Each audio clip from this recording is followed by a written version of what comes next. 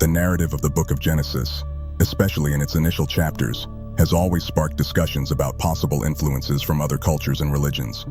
A frequently asked question is whether the biblical accounts of creation and the flood were somehow influenced by older mythologies, such as those from Mesopotamia. Answering this question is not easy, but comparing these ancient texts reveals some fascinating similarities. Mesopotamian mythologies, preserved in clay tablets, predate the compilation of biblical texts by more than 1,000 years. Stories like the Enuma Elish, for example, describe a chaotic world that was organized by the gods, a theme central to the creation story in Genesis. The idea that the universe emerged from a state of chaos is a common point between these narratives. In Mesopotamian mythology, the creation of the world involved gods representing forces of nature, such as the waters and the heavens. The confrontation between these forces symbolized the primordial chaos, which was only overcome through divine intervention. In Genesis, while there are no battles between deities, there is a clear separation and organization of elements, such as the waters and the land, reminiscent of the process of order found in Mesopotamian myths. Furthermore, the structure of creation in Genesis reflects certain patterns present in Near Eastern mythologies. The idea of a creator god imposing order on chaos, shaping the world and giving it form, is an image echoed in several ancient cultures. This image can be seen as an adaptation of ancient traditions, shaped in a monotheistic context. It is important to note that the possible influence of Mesopotamian mythologies on Genesis does not diminish the spiritual depth of the biblical text. On the contrary, it helps us understand how ideas of creation were developed and transmitted over the centuries. The Hebrew Bible, like other sacred texts, may have adopted prevalent cultural themes to convey spiritual truths in a way accessible to the people of that time. These influences indicate that the biblical authors were engaging with the religious traditions of their time, reinterpreting them to express their vision of a single, creator God.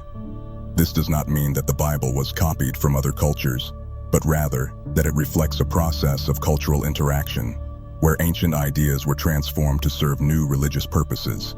The Enuma Elish, one of the most well-known Mesopotamian creation narratives, presents several similarities with the Genesis story. One of the most striking parallels between these two ancient texts is in the words used to describe the primordial chaos. In the Enuma Elish, the goddess of chaotic waters, Tiamat, is mentioned, while in Genesis, the Hebrew term Tehom describes the watery abyss before creation. These terms share a common Semitic linguistic root, suggesting that both texts may derive from an older tradition. In both cases, the waters symbolize chaos, and creation involves the separation of these waters to form the cosmos. In the Enuma Elish, Marduk defeats Tiamat and uses her body to create the sky and the earth.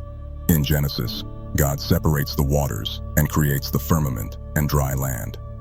Beyond linguistic similarities, the thematic connections between the Enuma Elish and Genesis are impressive.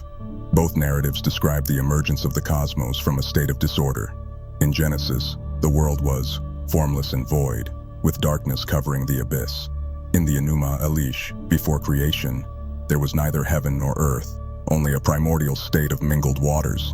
These descriptions evoke images of chaos that must be overcome for life to exist. Another common point is the concept that creation involves the imposition of order on chaos.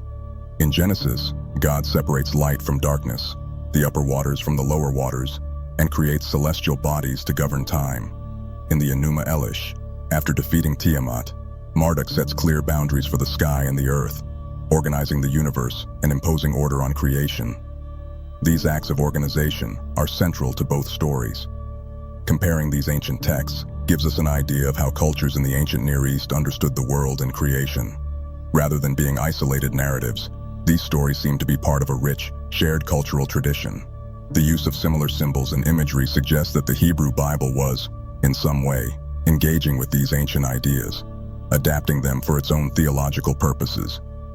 These connections between ancient myths and the Genesis narrative provide us with a new perspective on biblical creation. Although the Genesis account is unique in many aspects, its cultural and linguistic roots may have been influenced by stories like the Enuma Elish, offering us a deeper understanding of how ancient cultures conceived the origin of the world. The themes present in the Genesis creation account reveal a complex interaction between local traditions and external influences, especially from Mesopotamia. One of the most evident themes shared between Genesis and Mesopotamian myths is the struggle against primordial chaos. In In the Enuma Elish, chaos is personified in the goddess Tiamat, while in Genesis, chaos is represented by the deep waters, or the abyss. However, the battle, which is a central element in the Enuma Elish, does not appear in Genesis. While Marduk must defeat Tiamat in an epic battle, the god of Genesis simply commands the separation of the waters. This difference reflects the transition from a polytheistic theology, where gods fight among themselves to establish order, to monotheism, in which a sovereign god has total control over creation without facing resistance. Another interesting theme is the use of water as a symbol of both life and destruction. In the Enuma Elish, the waters are the womb of the universe, but also represent the threat of a return to chaos. In Genesis, God organizes the waters to create the land, and later, in the flood narrative, these waters return to destroy creation. This suggests that for both cultures, water was seen as a symbol of both creative and destructive power. Additionally, the creation of human beings from the earth is a common theme in both Genesis and Mesopotamian myths. In the Enuma Elish, humans are formed from the blood of a defeated god, while in Genesis, Adam is molded from the dust of the earth. Though the details differ, the idea that humans are made from earthly materials reflects a shared view that humanity is part of the physical creation. The mention of great sea creatures, which in Mesopotamian cultures symbolize chaos, also appears in Genesis. While not described in detail, the great sea monsters mentioned in creation may allude to these symbols of disorder that God subdues to establish the cosmos. The absence of a direct battle reinforces the biblical view of an omnipotent God. Thus, we see that although Genesis reinterprets many themes found in Mesopotamian mythology, it does so in a way that reflects its unique theology.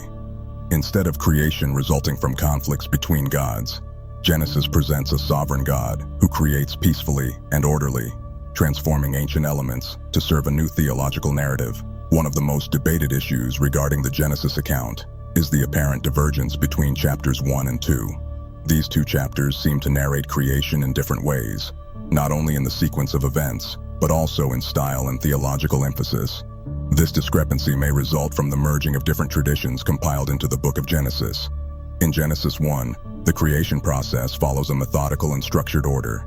Creation begins with the separation of light from darkness, followed by the creation of the firmament, dry land, celestial bodies, animals, and culminating with the creation of man and woman on the sixth day.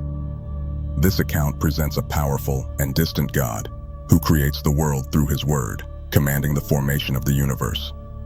In Genesis 2, the narrative is more personal and detailed. The focus here is not on the cosmos, but on the human being, who is created before all other beings. God molds Adam from the dust of the earth and breathes into his nostrils the breath of life. The creation of the woman is more elaborate, as she is formed from Adam's rib. This narrative presents a closer God, almost like a craftsman shaping his creations with his own hands. These differences have led scholars to suggest that Genesis 1 and 2 may have been written by different authors, each with their own view of creation. The first chapter reflects a more cosmological view, where God establishes order in the universe. The second chapter is more concerned with human relationships and God's direct interaction with his creation. The union of these two traditions into one book may have occurred to provide a more comprehensive view of God's role in creation. A clear example of divergence between the two chapters is the order of creation of living beings. In Genesis 1, animals are created before humans. In Genesis 2, man is created first, followed by animals, and finally, the woman is formed. This difference indicates that the authors had different understandings of the creation process, or at least different emphases on what was most important. These discrepancies do not need to be seen as a problem for faith or theology, but rather as a demonstration of the richness and diversity of biblical traditions. They show that the Hebrew people, like other ancient cultures, had different ways of understanding the world and humanity's role in it. The fact that these narratives coexist in the same book suggests that both have something important to teach us about God's relationship with creation and with human beings. Chapters 1 and 2 of Genesis offer two different perspectives on the creation of humanity, and the distinctions between them are notable. In Genesis 1, the creation of man and woman occurs simultaneously. Both are created in God's image, emphasizing their equality. The emphasis here is on humanity as a whole, without specific distinctions between man and woman. They are called to dominate the earth and care for creation together. On the other hand, Genesis 2 presents a more detailed view of the creation of Adam and Eve. Adam is created first and placed in the Garden of Eden to tend it. Only after the creation of all the animals and the realization that none would be a suitable helper for Adam does God create the woman.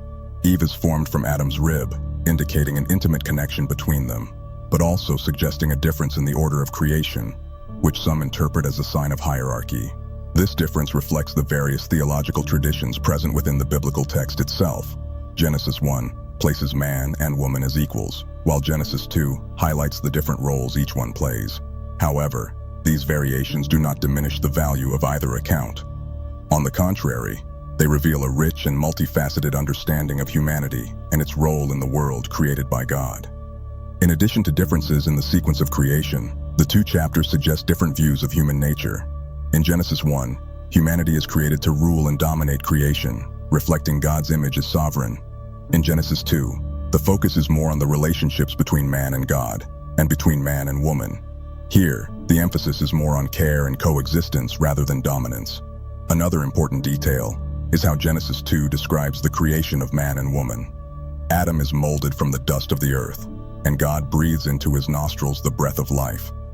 This detail, absent in Genesis 1, underscores the intimacy and divine care in the creation of human beings. God not only speaks to create man, as in Genesis 1, but also directly acts, touching and shaping his creation. These differences show us that the Genesis account is not simply a historical narrative, but rather a profound meditation on the human condition and our relationship with the Creator. Each chapter offers a complementary perspective, enriching our understanding of who we are and how we were created. The story of the Garden of Eden, with Adam, Eve, and the serpent, is one of the best known in the Bible. However, many elements in this narrative can be found in Mesopotamian myths, such as the Epic of Gilgamesh. The idea of a man living in harmony with nature before gaining knowledge and becoming civilized appears in both contexts. In the Epic of Gilgamesh, Enkidu is created to be Gilgamesh's companion and initially lives among animals, unaware of the rules of society. He leads a wild life until a woman, Shamhat, introduces him to civilization. After uniting with her, he gains wisdom, dresses himself, and abandons his wild life, a transformation that echoes Adam and Eve's experience when they eat from the tree of the knowledge of good and evil. In the Garden of Eden, Adam and Eve live in a paradisiacal environment, where they are in a state of innocence until the serpent persuades them to eat the forbidden fruit. Like Enkidu, they acquire wisdom after this act, realizing their nakedness and clothing themselves. This transition from a simple, natural life to an existence of knowledge and responsibility is also present in Mesopotamian mythologies.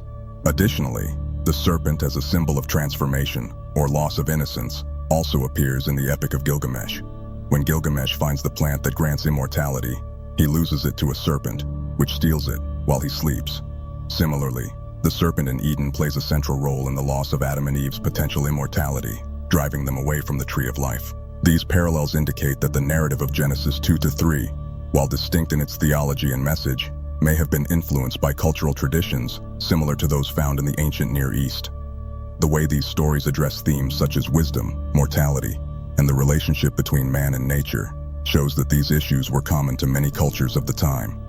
These comparisons offer a new perspective on how the Eden story can be seen as a reinterpretation of older myths, adapted to express the Israelite theological view of humanity's fall and its relationship with God.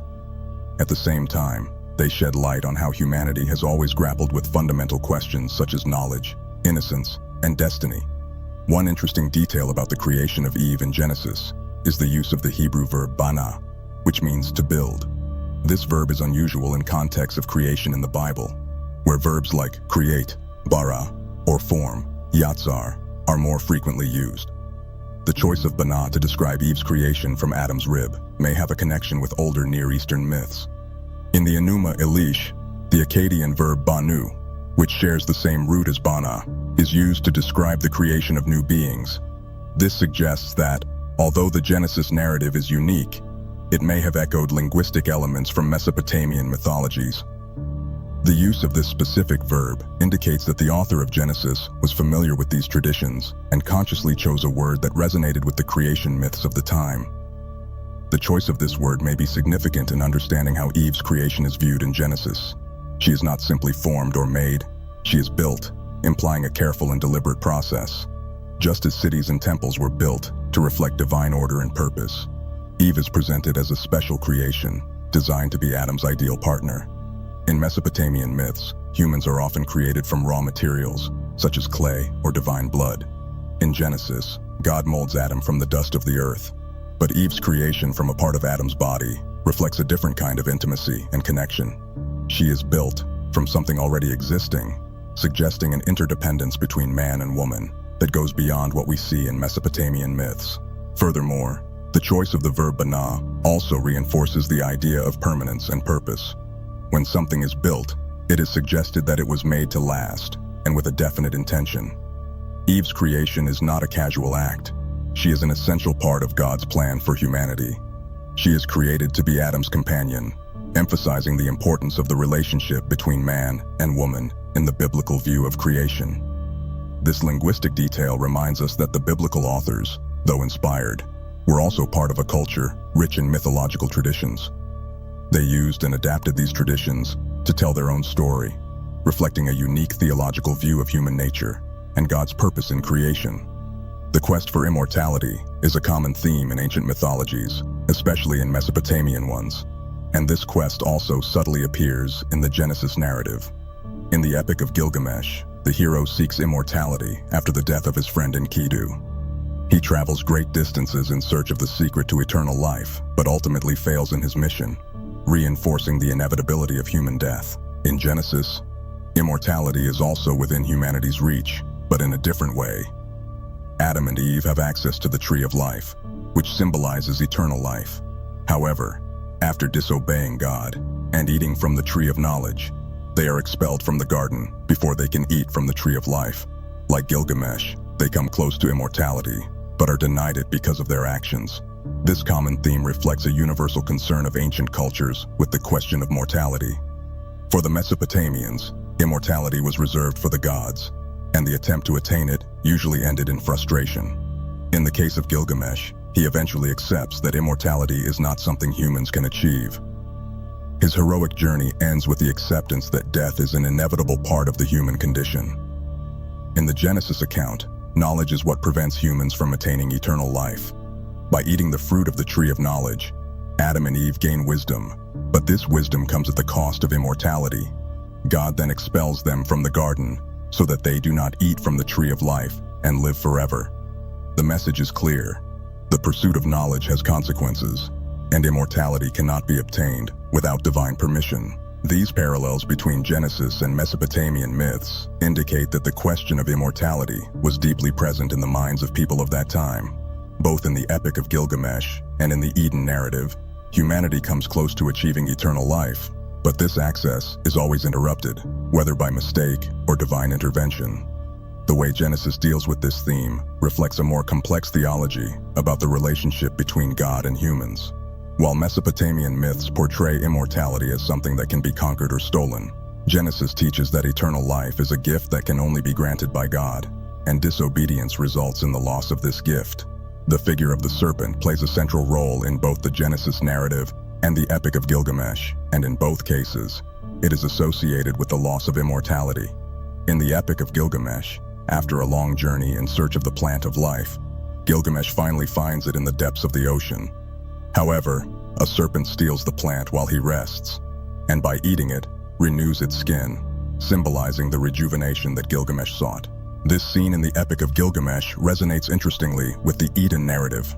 In Genesis, the serpent convinces Eve to eat the forbidden fruit from the tree of knowledge.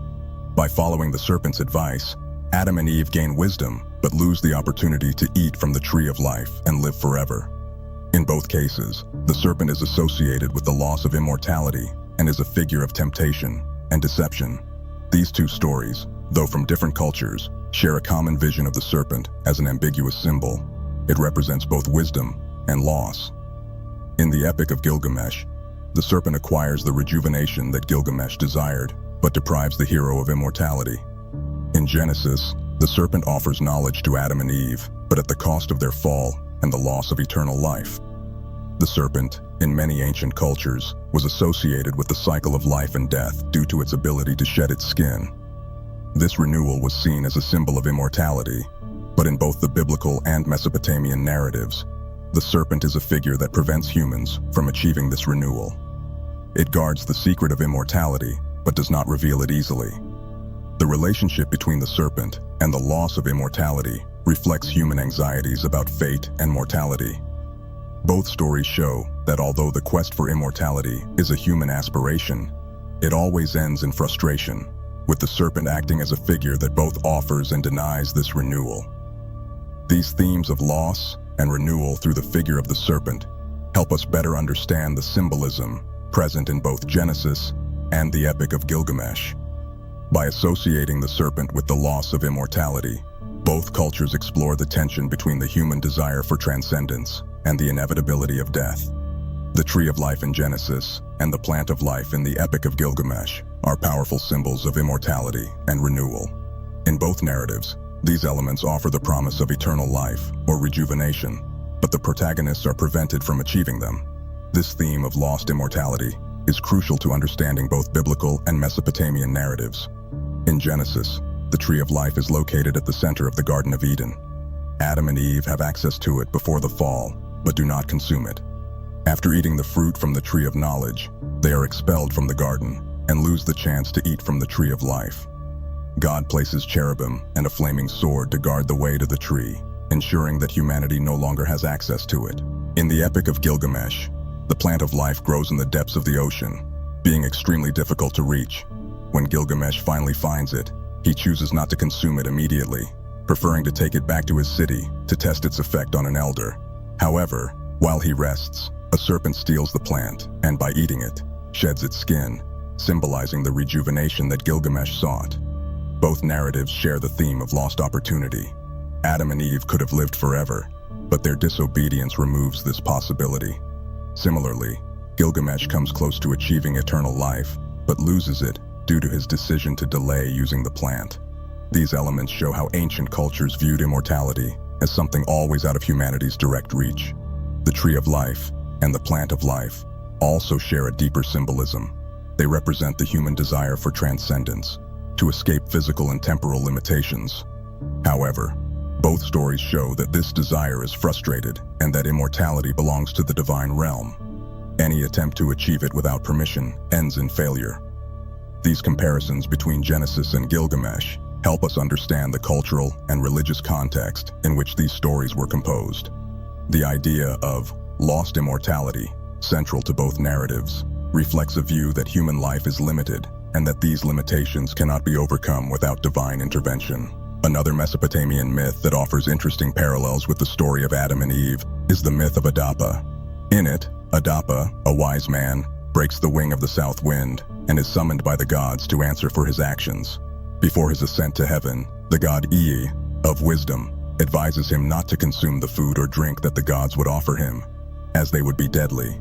However, upon reaching heaven, the god Anu offers Adapa food and water that would actually grant immortality. Adapa, following Ea's advice, refuses the offer and thus loses the chance to become immortal. This myth has similarities with the Eden account, where Adam and Eve also lose immortality after eating the forbidden fruit. Both myths suggest that immortality was within humanity's reach, but for some reason, it was always frustrated. In Adapa's case, his obedience to Ea's advice prevents him from achieving eternal life. In Genesis, it is disobedience that distances Adam and Eve from the tree of life. In both narratives, human mortality is linked to limitations or mistakes made along the way. In the myth of Adapa, immortality is something that could be given to humanity, but the lack of complete knowledge about the situation results in the loss of that opportunity. This reflects a view that human knowledge is incomplete, and thus humanity cannot achieve immortality on its own. This view is also present in Genesis, where the pursuit of knowledge results in the loss of paradise. These myths show how ancient Near Eastern cultures dealt with the issue of mortality. Immortality was something reserved for the gods, and humans, no matter how hard they tried, could not achieve it without divine permission. This concept repeatedly appears in Mesopotamian myths and the biblical narrative, suggesting a common concern with the fate of humanity. The comparison between the myth of Adapa and the story of Adam and Eve offers us a new perspective on the role of knowledge and obedience in the biblical narrative. Both myths indicate that immortality could have been given, but humanity, through some mistake or limitation, ends up losing that opportunity, reinforcing the idea of the limitation of human existence. A recurring theme in ancient mythologies is the tension between life in nature and civilized life, and this tension is also central to both the Genesis narratives and Mesopotamian myths. In the Epic of Gilgamesh, Enkidu begins his life as a wild man, living among animals and unaware of the norms of civilization. He is introduced to human life by Shamhat, and after this encounter, abandons his wild life. This transition from a natural life to a civilized life is a theme also found in the Garden of Eden. Adam and Eve begin their existence in a state of innocence, living in harmony with nature, without the awareness of their nakedness. After eating the fruit of the tree of knowledge, they gain wisdom and begin to dress, symbolizing the loss of innocence and the beginning of civilized life. The comparison between these narratives reveals how civilization is seen as a kind of fall or loss of an original purity. However, this transition is both inevitable and necessary. Enkidu could not remain forever in nature, just as Adam and Eve could not continue in the Garden of Eden. Civilized life brings responsibilities and challenges that did not exist in the natural state. While civilization is seen positively in Mesopotamian mythology, Enkidu learns to eat bread, drink beer, and live in a city. In Genesis, this transition is viewed more negatively. The expulsion from Eden is a punishment, and Adam and Eve's new life is marked by hard work and suffering. This suggests that, for the biblical authors, the loss of natural life also represented a moral loss. This difference in how cultures viewed the relationship between civilization and nature reflects their distinct worldviews. For the Mesopotamians, civilized life was a desirable progression, while for the Hebrews, it was associated with being separated from God. This may reflect the different social and geographical realities of these cultures, with the Mesopotamians valuing urban life, while the Hebrews maintained a closer connection to the land and pastoral life. These stories offer us a deep understanding of how ancient cultures dealt with essential questions about humanity and its place in the world. The transition from natural to civilized life is both a blessing and a curse, depending on the perspective. For the Hebrews, civilized life was linked to hard work and separation from God, while for the Mesopotamians, it represented the height of human potential.